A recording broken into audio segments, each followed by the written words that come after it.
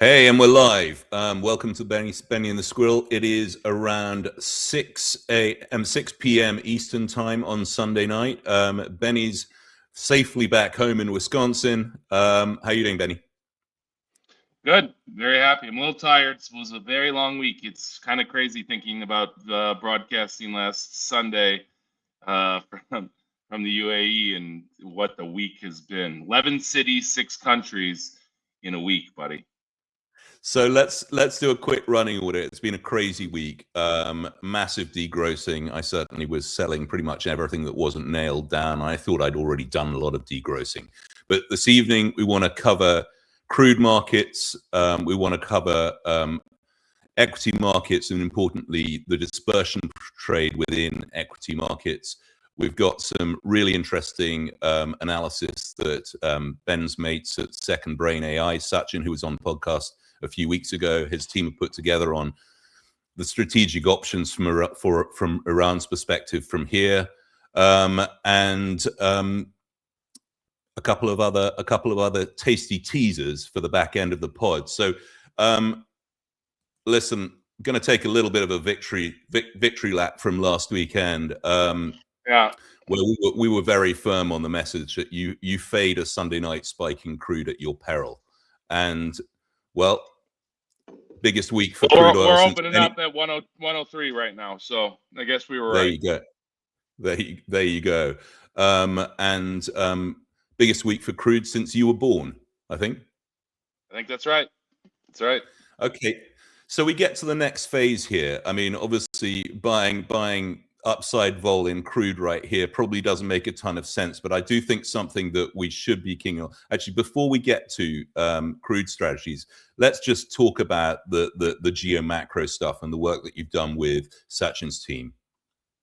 Yeah, so this was an interesting thing. He messaged me last night and he was like, hey, we have a product called Pulse that we'll be releasing. That's a Chrome installation for people, and it can monitor everybody's social media and then send you a summary with the links. It also like scans all the news. So we fed a lot of that into a model that was, and we did a scenario analysis of a couple AIs actually chatting with each other and debating the situation and feeding almost every piece of news and social media and stuff that we could across. So it's an interesting example of what can be done now that we have collapse the output and the amount of data. So we'll put this deck in the show notes for the paying subscribers to either Rupert or my Substack. So if you want to see it, it's quite interesting. And it, the couple of the takeaways, what I said last week, the desalinization plants and the interceptor were the two things that I was kind of focused on. One of the reasons why we said don't fade crude, the desal has now, that line's been crossed, and that's a real serious line to be crossed. The U.S. hit an Iran desal plant, and now they're starting to hit theirs. And just remember, there's not a lot of fresh water in that region, and this takes it up. The only level really higher than this would be the nuclear level. And the interceptor, kind of wearing them down, we talked about that last week, it's very clear these guys in Iran had a plan, and despite getting absolutely smoked in terms of bombing, they seem to be not going away. So check this out. It's a very interesting analysis, and we'll have that in the show notes. Perfect. Well, listen, let's get back to crude. I think where we've got here right now is, candidly, I think that the administration has bitten off a little more than it can chew. And I think they're going to start reaching for potentially extreme measures. And by that, I mean the potential for crude export bans and product export bans by the US. This has implications for sort of shorter duration Canadian E&Ps. So I'm thinking about that a lot. It also could give rise to a massive spike in the Brent WTI spread. This is it over a longer history. This is it over a shorter time period. Obviously, collapsed last week. This is a theoretical move in the wrong direction. I think this is the move that you potentially fade. It's quite tricky with the elevated levels at which crude is opening this evening, but I think that the weapon of choice for me is the December 2026 Brent contract. From here, if your play is a continuation of the situation we're seeing with the closed Strait of Hormuz, because rest of world oil in that scenario, looks pretty ugly. Yeah, You want I to mean, add? I think it makes sense. No, I mean, I think that is a legitimate thing to be thinking about. I think you go longer dated is probably where there is potential for some juice. But again, I mean, you look at that, that's had a nice move. So be aware, right, that buying oil here, I don't have the same kind of confidence as like when last week it opened at 73, comes down to 70, and it was like almost a no-brainer to me. It's never a no-brainer, but it seemed like what Rupert and I talked about. This bent Yeah. WTI thing, I think, is a very intelligent thing that Rupert was talking to me about this weekend, and it's worthwhile to think about that spread because it does move around, and with the dynamics in play, it could definitely be something that comes in, and that's an interesting way to do it.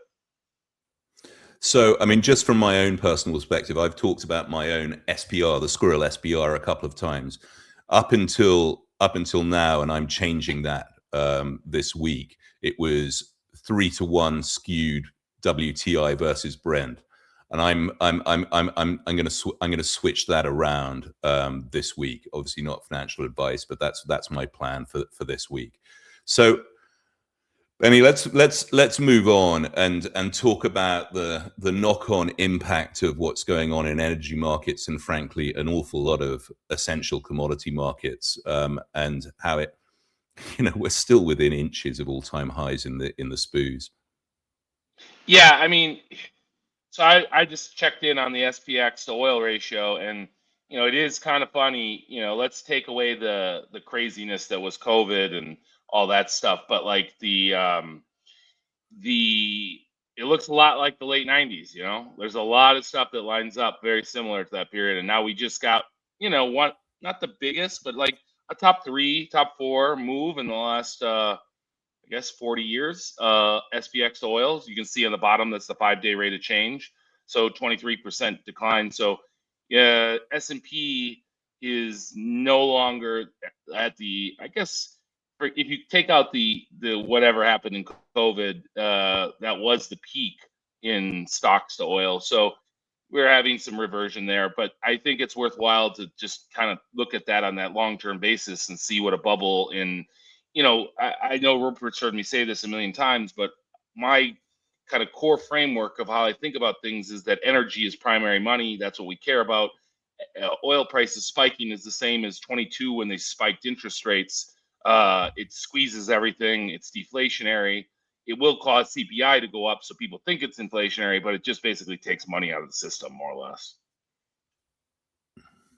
Yeah, actually, do just before that. I mean, do you want to talk about some of the macro headlines from the end of last week? Because it certainly was a bit of a reversal in the bonds.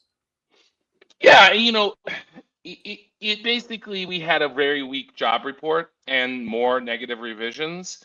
And so we got a pretty good move in the SOFRs. It got some of my money back from the week because, it's pretty funny. I actually kind of like it. I put the milk carton out there on the bond bears and then just got my ass handed to me on that for the week. So, sometimes you got to remember. But again, I Karma don't is a worry. bitch, Benny.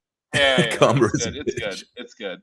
But I mean, look, I get it because if you go to 08, just let's look at 08 and like basically crude spikes to 147. You did have yields rise during that period pretty decently, and both the 2-year and the 10-year. So you could see something where you're going to get a counter trend move where, again, I think oil squeezes everything, and then you'll have a position where it will come back. But in the short term, I don't know, right? Like if oil goes to $200, $150, what happens is anyone's game. So be careful, and don't use too much leverage that you could get, hurt because of just positioning and stuff. But yes, it's good. It's an interesting, weird situation where, I don't have the chart on here, but I should have. Is if you line up gasoline prices versus CPI year over year, they line up pretty well. So you're going to have this headline inflationary pressure. But again, I want to like stress that real and sustainable inflation comes from the money printing and the credit expansion. Well, we don't have that. We have, just like in '08, we have credit contraction starting to happen, liquidity contraction. And so this is just like something that accelerates the move. And I wanted to stress that everyone, if you look back at oil spikes in the past, they always led to recession, 100% since Yeah. 1973. It's got a great hit rate. Yeah. So let's just get back to the stocks quickly. You know, complacency is becoming an overused word right now, but clearly there's no fear in that S&P chart right now, and that feels misplaced unless you have the theory that everyone's going to hide out in the Mag 7s again or something while this all blows over. I'm not so sure. Yeah, I'm not so sure either. I mean, look, we're opening up down 175 bips in the S&P and the SPOOs right now. That was basically, I'm sorry, I hate when I use the black. Rupert's getting my case. But the green line is the 150-day moving average. I think we just got through that. You're going to see a situation where that 300-day, which is my preferred long-term, trend line, it will probably get tested now, and then we'll see what happens from there. But it has been, and we've talked about it for a while, right, Rupert? Like in mid-January, I flagged on here and I talked about it, that implied correlation was starting to rise then, right? Yeah. And that was close to the peak. If you look at that chart on the bottom, this is the dispersion and the correlation of the S&P 500 implied, and you see basically the low was in that January period in that bottom right. This is 1 month. And the reality here is that we had the index kind of just sit and chill, and under the hood, Rupert, how much volatility have we had under the hood? There's just massive violence under the hood, right? I mean, there's just been, and just to recap for people, the dispersion trade is massive hedge funds and dealers that are long single stock vol against short positions in index vol, and as correlations start to rise, this trade has to be unwound, and so the trade is to be positioned against the big short in index vol. And even though we've seen a rise in the VIX over the last couple of weeks, there is room for an explosive move higher in index level vol, right? As this trade just gets degrossed across the board. Yeah, I think that's right. I mean, it's a bit, akin to when we talked about silver and gold. And if you remember when we were, covering that pretty closely when it was had that super spike, and I was talking about the relative volatility of silver versus gold, and basically those collapsed in essence when the crash happened, right? And in that sense, you just have this huge position, and as correlations rise, dealers are not able to hedge their book on this position as much, and you're just going to have systematic flows basically drive things more. You can then start to see the negative gamma thing where dealers have to sell into falling markets and buy into rising markets, and that's where you get this crazy day-to-day volatility that can happen. And COVID was probably the best example of that, where we had negative 10% day followed by 10% up day, so that's what the dynamic is that drives this. And this is just the index, or the 1 month implied versus the 1 month realized. We've showed this chart before in the past. Yeah. And also the inverse. The purple line's the purple one's the important one, right? Yeah, that's the high beta index divided by the low vol index of the S&P, and that's an inverted chart, so that you can see it's basically the same trade. High beta does well when you're having suppressed volatility and dispersions rising, and it does the opposite. And it's interesting because there's a lot of people talking right now. They're like, oh, Walmart's 40 times. I mean, even Rupert said it. The staples are trading at these insane multiples for low growth, and the Mag 7 is like much cheaper for more growth in the on the surface level. And used to be. and so that's kind of what's going on there. And you're going to see a situation here where if this thing doesn't abate, it's gonna get uglier. And I like to think of this situation right now kind of like how if you trade an option that expires on Friday, you understand the sensitivity of the decay. And so you're moving into a much more volatile situation because it's the market's going to move on headlines now, basically, right? And with these mechanics that we just talked about, it can really get going. So you guys, again, not to promote it too much, but that analysis we did, we talked about, like, it's not just oil, right? It's sulfur, it's copper, it's flows all the way to Fertilizer, Taiwan Semiconductor. Like, this can flow right to Taiwan helium, it's Semiconductor, fertilizers. and if those guys can't produce, let me tell you something: the market is going to get ham boned. So, do you want to talk quickly about sort of factor and sector winners and losers? It feels to me that there's a whiff of degrossing around the winners over the past week. And I'm inclined to fade the bounce in software. Don't know if you have a view there. Yeah, so and we can go to that chart I have of the IGV versus the SMH, if Yeah, you will. So okay, yeah, so in, I don't know, it was like February 20th or 22nd or something like that. It was like everybody, if you go on Twitter, it's like, oh, it's the end of software, blah blah blah. And I was just like, all right, this is a wipeout. And everybody who, because you can see this, like a lot of pod shops, a lot of guys, they got out of software and then they went into the Capex beneficiaries, right? And SMH is just a good proxy for that. But it's including the power guys and the Vertivs and the the HVAC, like comfort systems, whatever. But the point is that I decided to take the reversion trade because I'm at my core, I'm you're built pretty like much that.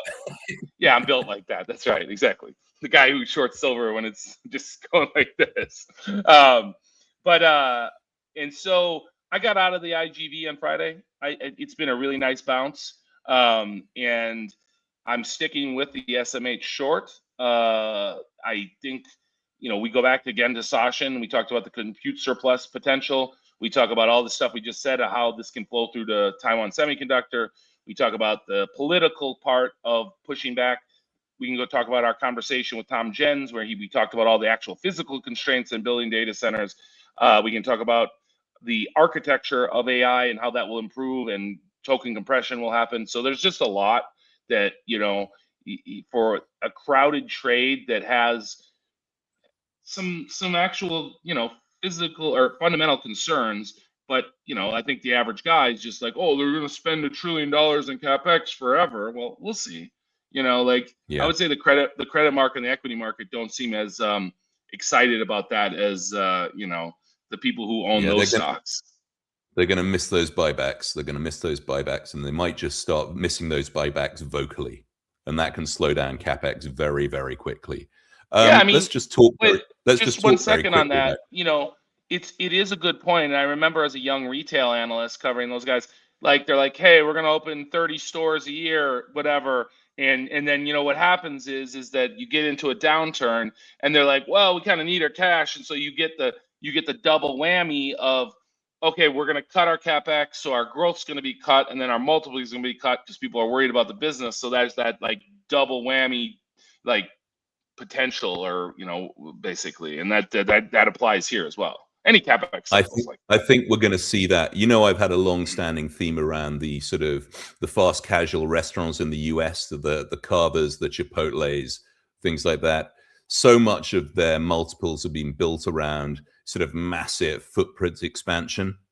That thing stops in a hurry when capital starts to get expensive, right? yeah, And then I exactly. think the derating trade continues aplenty. But let's just talk about this bank and public credit, private credit catch down into banks and public credit. And just a quick advertisement: we've got Danielle DiMartino Booth joining us on Thursday. Benny Sweet talked her into joining us on Thursday, so I'm delighted she's coming a week later. Yeah, it'll be fun. I had dinner with her and Mike Green and David Dredge, some of the friends of the show, in Austin last Yeah, whenever, I don't even remember what day it was. So it was Thursday like it was. Wednesday, I think. It's been a long week, guys. Sorry. And yeah, so we were talking about this NDFI and how that flows through, and she worked at the Fed, so she has a lot of insight on that. And I thought that would be. We're going to not talk too much about private credit today, but we will on Thursday, and how that flows through to the banks, and get deeper in the weeds on that. But this Yeah, I chart, think. that chart was just showing you like Yeah, there's a yeah, catch down potential basically. yeah. I High think so. yield and IG and banks have kind of really. I mean, if you think the index has been steady, they've been pretty steady too, right? And so when you see private credit and private equity and that stuff, BDCs down on that's the green and the, I don't know what you call that, magenta line. That it just There's still a lot of complacency. I talk to guys who are like, "Oh, it's contained. I remember the subprime contained." It's always like that, and it's all connected. This is a complex adaptive system that's one graph, and what it just doesn't work like that. I'm sorry. Yeah, I mean, I just as on a tangent. I mean, basically I sold an awful lot of stock last week, and my start of the week note will be out at 7 a.m. Eastern on Monday morning, laying out the blow by blow. Pretty much all of the proceeds of that just went into bills. I've already got a large position in this ETF called SJB Short Junk Bond. This is the way for retail guys to get an exposure to a blowout in high yield CDS. There is an ETF which is HYGH, which is a duration hedged HYG short. That is not borrowable. It costs a ton to carry. I've written about this extensively in the past. Do not even think about, well, you won't be able to short HYGH. SJB is the ticker. Yeah, SJB Okay. is good, and like just so people know, it's similar to my long vol fund in the sense that they have CDS and then they own treasuries, and so they're putting that So trade it on. Now carries, it's not as much, it's not levered, so you're not getting the juice, but you will get, so you're not going to get rich on this, but at the same time, it's a better cash proxy right now because not going to lose much because it's sitting in treasuries, and you can, if things blow out, that's the way to do it. Now, again, we have had 60 basis points in high yields over the last 6-7 weeks, so we're not like at the asymmetric levels we were before. Just a forewarning for people, but at the same time, like we can get 150 bips pretty fast, I think. yeah, and this is it. I mean, yes, you should view it as cash plus a kicker, not Yes. as a vol fund, Yeah, hairy not like you're man. investing in my fund, basically. Yeah, exactly. If you want real long vol exposure, you invest in Ben's fund, right? Not financial advice. And obviously, the other way that you can protect against, a massive further risk off is, I think, the dollar napalm run. I mean, let's talk about your favorite doll hair. Yeah, that's from my buddy Glenn. They used to always call it the doll hair. I think it's funny. So, let's rewind maybe a month when we had Louis Gov on the show, and Ripper and him were just running over me, just telling me how the dollar was the worst, and we should have seen deleveraging. Well, we're starting to see it now, boys, and the dollar's having a pretty good night so far in the open. I think the yen and the euro are both getting hit decently. Yeah, I think the yen, to be honest, like I don't have like all these guys who are energy dependent are obviously going to get hit on this, right? So it's a bit Yeah, of a and we talked situational about thing right this. now. If you missed the show we had with Mateen on Thursday last week, please check it out. We talked about a lot about this and Japan's energy dependence. He's actually out this morning with that report he promised on the show about the aerospace and defense plays in Japan. Check that out too. Yep. Well, Crude's at 109 now, buddy. Ripping. Let's stay with the currencies quickly, and then yeah. Yeah, so this Obviously, chart just is just one of the things I like to look at. It just is hedging demand for the euro. That's the put demand, and the green, and for the yen it's call. And you're just basically seeing a big spike in that in the euro, not as much in the yen, but the yen's pretty much on its ass. We're at 158, 159, so I do think if guys are interested and you want to be long dollar, I think long dollar yen is the way to go. I think that they have the energy thing, and I think that Ueda came out last week. He said, "Oh, well, we might have some economic impacts in it." That translates to, "A, we're not going to raise rates," and this thing's going to blow through 160 and go to 175 much faster than people think, and then we'll see what Yeah. happens. Yeah, well, I'm not necessarily aligned on that. I think we are getting quite close to an intervention level at 158, 160. Listen, Well, here's the thing, though. Here's the thing: are they really going to waste their money in when they need money for energy, like on intervening on the yen? I mean, like they need to have oil and gas, my friend. And like I don't know, like I hear what you're saying, but like with with the energy markets like this, that trumps the concerns of the currency, doesn't it? Listen, I could argue both sides, right? All I'm saying is my broader hedge in FX land has been via euro puts. I took off half of that on the spike last week. Um, you know, the other half's going to be doing just fine tonight. But I am looking at ways of building that hedge back up. But I probably will stay in the euro, Yeah, right? And the question for me is that I sold an awful lot of my Japanese stock exposure last week. Um, I'm inclined to build that back up in a dollar yeah, hedged manner, right? So in ETF parlance, instead of rebuilding an EWJ position, it would be DXJ, the Wisdom Tree currency hedged version of the MSCI Japan. yeah. But I like really, I that think idea. yeah, but I Go ahead, really keep going. think where the action's going to be over the next 6 to 12 to 18 months is what Mateen was talking about. In the small and mid caps that are where there are sort of industrial bottlenecks where Japan has genuine global industrial leadership in terms of technology, and I think that'll be the hunting ground rather than the index. Still like the banks, but it's going to have you know less talk, I suspect. Yeah, I mean, I think that you would use this if they sell. Look, they're down. We're down 10, 12% or something off the high there. I think if you get a decent correction on this, that's a good buying opportunity because again, like that in lines with my view that yen's going 175. That should be good for domestic equities. But again, look, it's a very dynamic situation, so it's hard to have any serious confidence because we don't know what the end game is here.